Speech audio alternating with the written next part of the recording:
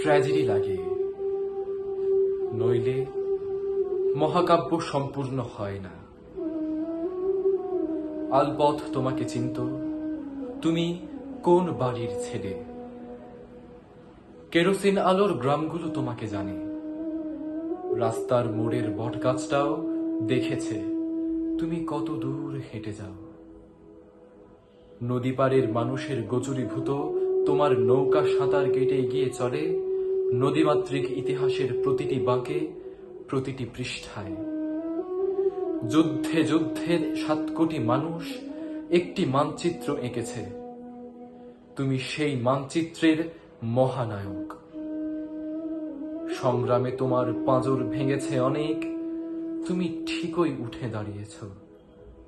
তোমার স্বপ্ন আরো সবল, সার্বভৌম হয়ে উঠেছে। আঘাতে তোমার রক্ত ঝরেছে অবিরল, তবু তুমি দার্ঢ্যতায় ঘুরে দাঁড়িয়েছ বারবার। তুমি বলেছ, রক্ত আরো দেব। একটি রক্তাক্ত জনপদ তখন তোমার বুকের মধ্যে। বুকের মধ্যে বঙ্গোপসাগর, বুকের মধ্যে তখন একটি পতাকা। তোমার বুকটাই তখন স্বদেশী আকাশ।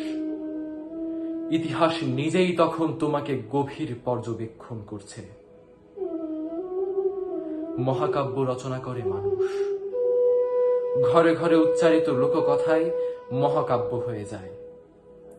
কিন্তু ট্র্যাজেডি ছাড়া তো মহাকাব্য সম্পূর্ণ হয় না।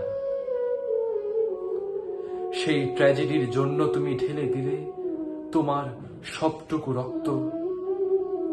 তবে কি আমি ধরে নেব মুক্তিযুদ্ধের সর্বশেষ শহীদ তুমি, তোমার পরিবার? মহাকাব্য সম্পূর্ণ হলো তোমার ওই বুকের রক্তে।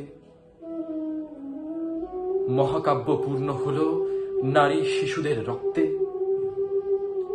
তোমার অনুপস্থিতির তীব্রতায় এক চরম ট্র্যাজেডি। এবং ট্র্যাজেডি ছাড়া মহাকাব্য সম্পূর্ণ হয় না। প্রত্যেক দিন স্বপ্ন দেখি আমাদের কেউ দাবায় রাখতে পারবা না। স্বপ্ন ছাড়া বেঁচে থাকা যায় না।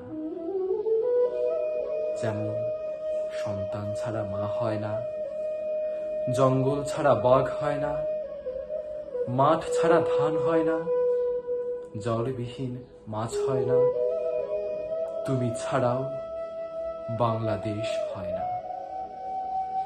আবৃত্তি করছিলাম কবি তপন ঠাকুরের লেখা মহাকাব্যের ট্র্যাজেডি।